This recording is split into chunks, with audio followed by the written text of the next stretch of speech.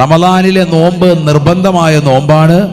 ആ നോമ്പിൽ 2 കാര്യങ്ങൾ നിബന്ധനയാണ്. ഒന്ന് തബീത്ത്, രാത്രിയിൽ തന്നെ നിയത്ത് വെക്കണം. അഥവാ മഗ്രിബ് മുതൽക്ക് സുബഹി ബാങ്ക് വിളിക്കുന്നതിന് മുമ്പായി നിയത്ത് വെക്കണം, നിർബന്ധമാണ്. അങ്ങനെ നിയത്ത് വെച്ചില്ലെങ്കിലോ, ഒരാൾ നിയത്ത് വെക്കാൻ വിട്ടുപോയി, മറന്നുപോയി, അല്ലെങ്കിൽ പിന്നെ ആവട്ടെ എന്ന് പറഞ്ഞ് കരുതിയിരുന്നു, അവസാനം സുബഹിയുടെ ബാങ്ക് വിളിക്കാൻ ഉറങ്ങിപ്പോയി, എന്താണ് അവൻ ചെയ്യുക? നേരം വെളുത്താ പിന്നെ പരിശുദ്ധമാക്കപ്പെട്ടതാകുന്ന നോമ്പിന്റെ പവിത്രത മാനിച്ചുകൊണ്ട് നോമ്പുകാരനെ പോലെ തന്നെ പകൽ മുഴുവനും നിലകൊള്ളണം. എന്നിട്ട് പിന്നീട് റമദാൻ കഴിഞ്ഞതിന് ശേഷം പിന്നീട് ഒരു ദിവസം എന്ത് വേണം? പെരുന്നാളും ഒക്കെ കഴിഞ്ഞ് ഈ നോമ്പ് ഖളാ വീട്ടുകയും വേണം. കാരണം നിയത്ത് വെച്ചിട്ടില്ല.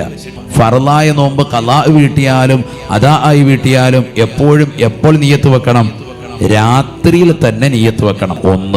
2 നിബന്ധനകളാണ്. മറ്റൊന്ന് തഈൻ, നോമ്പ് ഏതാണെന്നുള്ളത് വ്യക്തമാക്കണം. റമദാനിലെ നോമ്പ് റമദാൻ ആണ് എന്നുള്ളത് വ്യക്തമാക്കണം. അപ്പൊ നമുക്ക് നോമ്പിന്റെ നിയ്യത്തറിയാം. നവയിതു സൗമ ഗദിൻ അൻ അദാഇ ഫർളി റമദാനി ഹാദിഹി സനതി ലില്ലാഹി തആല. ഒരാൾ ഇത്രേ കരുതിയുള്ളൂ, നവയിതു സൗമ റമദാൻ, റമദാനിലെ നോമ്പിന് ഞാൻ കരുതി.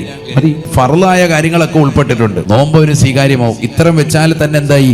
നിയ്യത്തായി. മനസ്സിലാക്കാൻ പറഞ്ഞതാണ്.